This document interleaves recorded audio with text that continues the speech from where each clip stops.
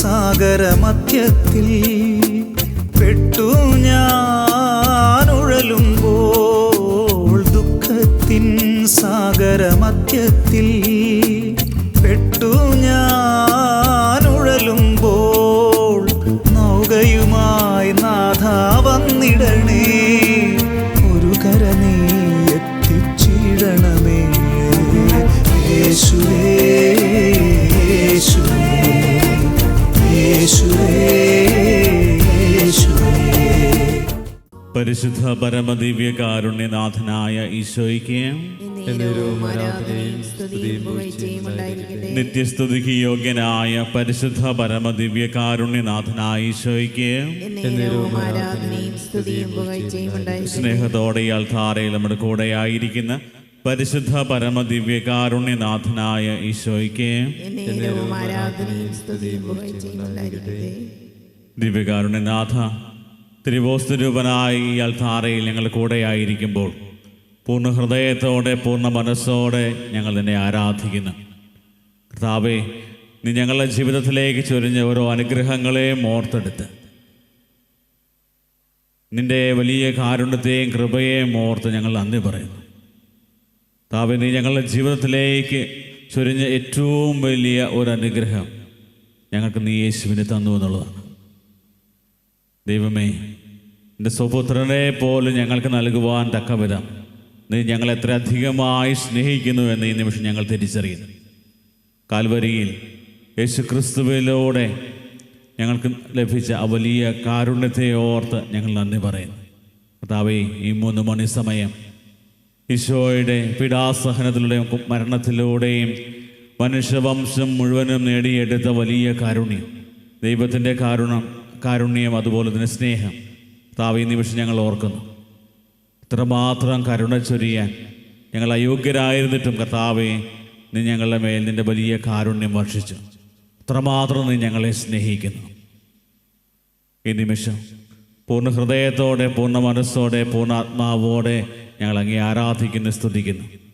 ഞങ്ങളുടെ ജീവിതത്തെ പൂർണ്ണമായി നിൻ്റെ കരങ്ങളിൽ സമർപ്പിക്കുന്നു. കരുണയുടെ തിരുമണിക്കൂറിൽ കർത്താവ് നിൻ്റെ കാരുണ്യത്തിനു വേണ്ടി ലോകം മുഴുവനുമുള്ള സകലർക്കും, സകല പാപികൾക്കും, കഠിന പാപികൾക്കും മനസ്സാന്തരമില്ലാതെ കർത്താവിൻ്റെ കാരുണ്യത്തെക്കുറിച്ച് ഒരു തിരിച്ചറിവ് ബോധമോ ഇല്ലാതെ അതെല്ലാം നഷ്ടപ്പെട്ട് സ്വന്തം സ്വാർത്ഥ ചിന്തകളിലും പാപത്തിൻ്റെ അവസ്ഥയിലുമായിരിക്കുന്ന എല്ലാ മക്കളെയും നിൻ്റെ കരങ്ങളിലേക്ക് സമർപ്പിക്കുന്നു. കർത്താവേ, നിൻ്റെ കാരുണ്യം ശക്തമായി അവരുടെ ജീവിതത്തിലേക്ക് ഒഴുകണമെന്ന് പ്രാർത്ഥിക്കുന്നു. ലോകമെമ്പാടുമുള്ള സകലരെയും ദൈവത്തിൻ്റെ കാരുണ്യത്തിൻ്റെ കീഴിൽ സമർപ്പിച്ചുകൊണ്ട് നമുക്ക് പ്രാർത്ഥിക്കാം. ഈശോയുടെ തിരുഹൃദയത്തിൽ നിന്ന് ഞങ്ങൾക്ക് കാരുണ്യ സ്രോതസ്സായി ഒഴുകിയിറങ്ങിയ തിരുരക്തമേ, തിരുജലമേ, ഈശോയുടെ തിരുഹൃദയത്തിൽ നിന്ന് ഞങ്ങൾക്ക് കാരുണ്യ സ്രോതസ്സായി ഒഴുകിയിറങ്ങിയ തിരുരക്തമേ, തിരുജലമേ, ഈശോയുടെ തിരുഹൃദയത്തിൽ നിന്ന് ഞങ്ങൾക്ക് കാരുണ്യ സ്രോതസ്സായി ഒഴുകിയിറങ്ങിയ തിരുരക്തമേ, തിരുജലമേ, ദൈവത്തിൻ്റെ സന്നിധിയിൽ നമ്മെ തന്നെ പൂർണ്ണമായി സമർപ്പിച്ചുകൊണ്ട് ഈ തിരുമണിക്കൂറിൽ നമ്മുടെ ജീവിതത്തിലേക്ക് ആവശ്യമായ ദൈവകരുണയെക്കുറിച്ച് ധ്യാനിക്കുവാനും അതിൽ ആഴപ്പെടുവാനുമായിട്ട് നമുക്ക് പരിശ്രമിക്കാം. തിമോത്തിയോസിന് എഴുതിയ 1-ാമത്തെ ലേഖനം 2-ാം അധ്യായം 4-ാമത്തെ തിരുവചനത്തിൽ കൃത്യമായും പറഞ്ഞു വയ്ക്കുന്ന കാര്യം ദൈവത്തിന് മനുഷ്യനെക്കുറിച്ചുള്ള ഒരു വലിയ പദ്ധതി, അതായത് ദൈവത്തിൻ്റെ മനസ്സിൽ ദൈവം കൊണ്ട് നടക്കുന്ന ഒരു വലിയ ആഗ്രഹത്തെക്കുറിച്ച് കൃത്യമായും പറഞ്ഞു വയ്ക്കുകയാണ്. അത് വേറെ ഒന്നുമല്ല, 1 തിമോത്തിയോസ് 2-ാം അധ്യായം 4-ാമത്തെ തിരുവചനം പറയുന്നു, എല്ലാവരും രക്ഷപ്പെടണമെന്നും സത്യമറിയണമെന്നുമാണ് അവിടുന്ന് ആഗ്രഹിക്കുന്നത്. എല്ലാവരും രക്ഷിക്കപ്പെടണമെന്നും സത്യമറിയണമെന്നുമാണ് അവിടുന്ന് ആഗ്രഹിക്കുന്നത്. പ്രിയപ്പെട്ടവരെ, ഈ ഒരു വചനഭാഗത്തിൽ വളരെ വ്യക്തമായിട്ട് പൗലോസ് ശ്ലീഹ തൻ്റെ പ്രബോധകരോട് അല്ല തന്നെ ശ്രവിച്ചുകൊണ്ടിരിക്കുന്നവരോട് പറഞ്ഞു വെക്കുന്ന കാര്യം, ദൈവം മനസ്സിൽ കൊണ്ടു നടക്കുന്ന ഏറ്റവും വലിയ ഒരാഗ്രഹം മനുഷ്യവംശത്തെക്കുറിച്ചുള്ള ആഗ്രഹമാണ്. കാരണം ആരും നശിച്ചു പോകാനോ നിത്യജീവൻ അവകാശമാക്കാതെ നിത്യനരകത്തിലേക്ക് പോകണമെന്ന് ദൈവം ഒരിക്കലും ആഗ്രഹിക്കുന്നില്ല. അതിൻ്റെ ഫലമായിട്ടാണ് ദൈവം മനുഷ്യവംശത്തോട് ഇത്രമാത്രം കരുണ കാണിക്കുന്നത്. അല്ലെങ്കിൽ നീതിമാനായ ദൈവത്തിൻ്റെ മുമ്പിൽ പാപങ്ങൾ ചെയ്തു കഴിയുമ്പോൾ നമ്മൾ കുറ്റക്കാരാണ്. ദൈവത്തിൻ്റെ ക്രോധത്തിൻ്റെ കീഴിലാണ് നമ്മൾ. അതുപോലെ പരിശുദ്ധനായ ദൈവത്തിൻ്റെ മുമ്പിലേക്ക് ദൈവത്തെ സമീപിക്കുവാനോ അടുക്കുവാനോ സാധിക്കില്ല. അത്രമാത്രം പരിശുദ്ധിയുള്ള ദൈവത്തിൻ്റെ സാന്നിധ്യത്തിലായിരിക്കും നമുക്ക് പറ്റാതെ വരുമ്പോൾ ദൈവം മനുഷ്യവംശത്തോട് കരുണ കാണിച്ചത് കൊണ്ട് ദൈവത്തിൻ്റെ ക്രോധത്തിൽ നിന്ന് പരിശുദ്ധിയിലേക്ക് അടുക്കുവാനും ക്രോധത്തിൽ നിന്ന് നമ്മളെ ഒഴിവാക്കുകയും ചെയ്തു. വീണ്ടും നമ്മൾ കാണുന്ന കാര്യം, ദൈവത്തിൻ്റെ കരുണ ഏറ്റവും ശക്തമായ വംശത്തിന് ലഭിച്ചത് യേശുക്രിസ്തുവിലൂടെയാണ്. ചരിത്രത്തിൽ ഈശോ മനുഷ്യനായി അവതരിച്ചു. കാൽവരിയുടെ പെരുമാറിൽ അവൻ മനുഷ്യവംശത്തിനു വേണ്ടി പീഡകളേറ്റ് മരിച്ചപ്പോൾ അത് മനുഷ്യവംശത്തിനുള്ള ഒരു പാപപരിഹാര ബലിയായി മാറി. മനുഷ്യവംശത്തോട് ദൈവം കാണിച്ച വലിയ കരുണയാണ് യേശുക്രിസ്തു. പ്രിയപ്പെട്ടവരെ, ഈ ഒരു തിരിച്ചറിവിൽ നമ്മളായിരിക്കുമ്പോൾ വീണ്ടും നമ്മളെ പൗലോസ് ശ്ലീഹായുടെ ലേഖനം, റോമാക്കാർക്കെഴുതിയ ലേഖനത്തിൽ എപ്രകാരമാണ് യേശു ക്രിസ്തുവിലൂടെ ദൈവം നമ്മളോട് കരുണ കാണിച്ചത് എന്ന് കൃത്യമായിട്ട് പറയുന്നുണ്ട്. അവിടെ 5-ാം അധ്യായം, റോമാക്കാർക്കെഴുതിയ ലേഖനം 5-ാം അധ്യായത്തിൽ പറയുന്നു, നമുക്ക് നൽകപ്പെട്ടിരിക്കുന്ന പരിശുദ്ധാത്മാവിലൂടെ ദൈവത്തിൻ്റെ സ്നേഹം നമ്മുടെ ഹൃദയങ്ങളിലേക്ക് ചൊരിയുന്നു. ദൈവത്തിൻ്റെ സ്നേഹം മനുഷ്യരുടെ ഹൃദയത്തിലേക്ക് പരിശുദ്ധാത്മാവ് വഴി ഒഴുകിയത് യേശുക്രിസ്തുവിലൂടെയാണ്. അതുകൊണ്ടാണ് നാം ബലഹീനരായിരിക്കെ അവൻ നമ്മുടെ പാപങ്ങൾക്ക് വേണ്ടി മരിച്ചു. നാം ബലഹീനരായിരിക്കെ നിർണയിക്കപ്പെട്ട സമയത്ത് ക്രിസ്തു പാപികൾക്ക് വേണ്ടി മരിച്ചു. വീണ്ടും പറയുന്ന, നാം പാപികളായിരിക്കെ ക്രിസ്തു നമുക്ക് വേണ്ടി മരിച്ചു. അങ്ങനെ നമ്മോടുള്ള അവൻ്റെ സ്നേഹം ദൈവം പ്രകടമാക്കിയിരിക്കുന്നു. വീണ്ടും പറയുന്നത്, നാം ശത്രുക്കളായിരുന്നപ്പോൾ അവൻ്റെ പുത്രൻ്റെ മരണത്താൽ ദൈവവുമായി രമ്യതപ്പെട്ടുവെങ്കിൽ, അതിൻ്റെ അർത്ഥം നാം ബലഹീനരായിരുന്ന അവസ്ഥയിൽ, നാം പാപികളായിരുന്ന അവസ്ഥയിൽ, പാപം മൂലം ദൈവവുമായ ശത്രുതയിലായിരുന്ന അവസ്ഥയിൽ നമുക്ക് വേണ്ടി യേശുക്രിസ്തു മരണം വരിച്ചു. എന്തിനു വേണ്ടിയാണ്? ദൈവത്തിൻ്റെ സ്നേഹം, ദൈവത്തിൻ്റെ കാരുണ്യം മനുഷ്യവംശത്തിൽ നഷ്ടപ്പെട്ടു പോകാതിരിക്കുവാനും അതിലൂടെ നിത്യജീവൻ അവൻ അവകാശമാക്കിയെടുക്കുവാനുമായിട്ട്.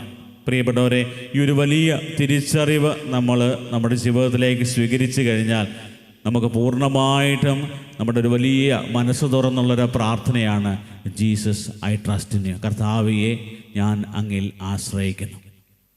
ഈ ഒരു വലിയ ബോധ്യം നമ്മളിൽ ജീവിതത്തിൽ നിറയുന്നത് ദൈവം മനുഷ്യവംശത്തോട് എന്തുമാത്രം കരുണ കാണിച്ചു എന്ന് നമ്മൾ ധ്യാനിക്കുമ്പോഴാണ്.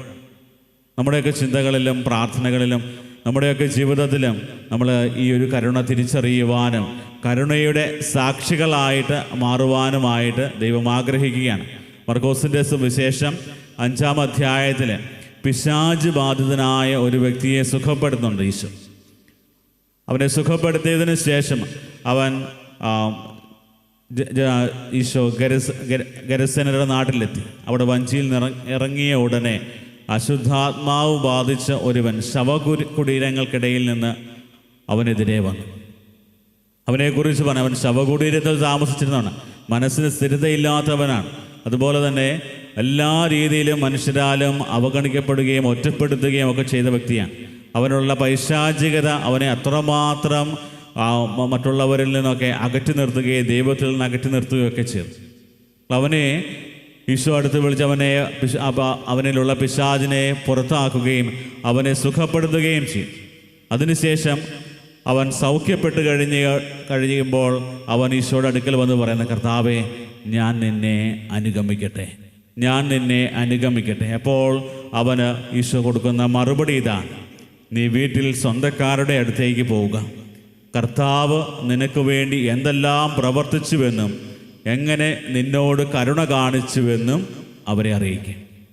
അവനോട് പറയുന്ന കാര്യം, നീ ആദ്യം ദൈവത്തിൻ്റെ കാരുണ്യത്തിൻ്റെ സാക്ഷിയായിട്ട് മാറുക.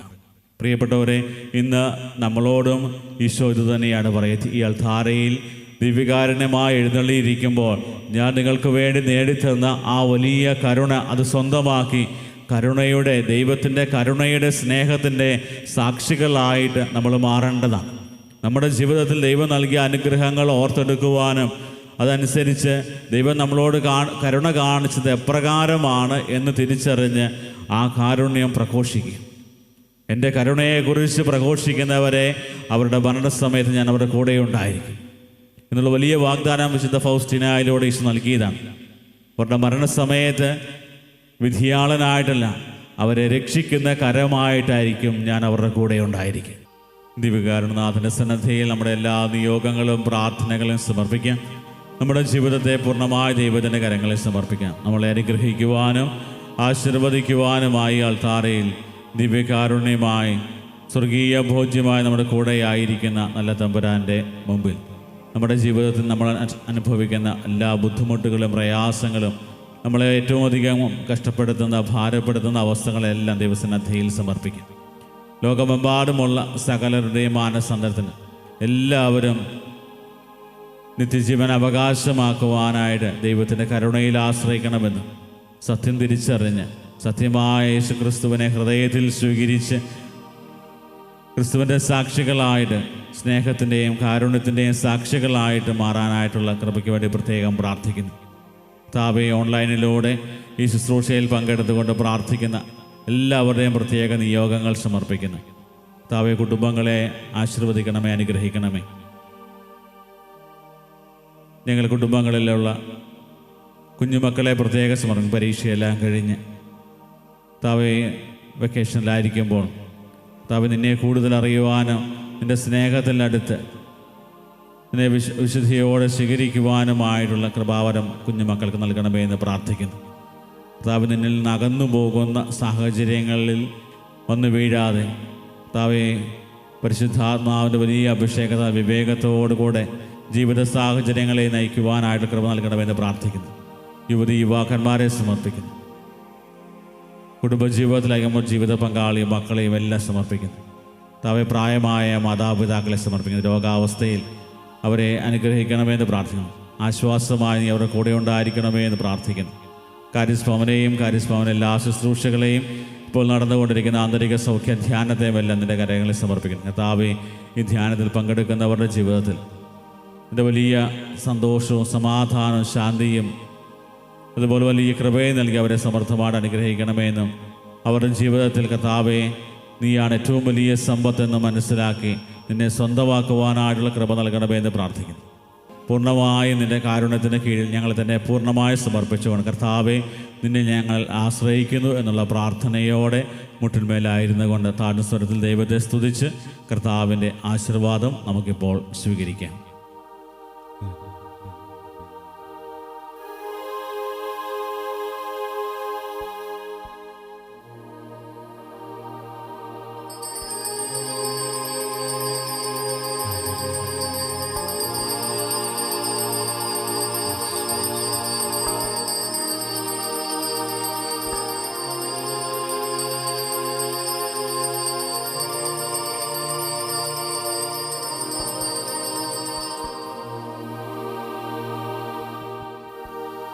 പരിശുദ്ധ പരമമാ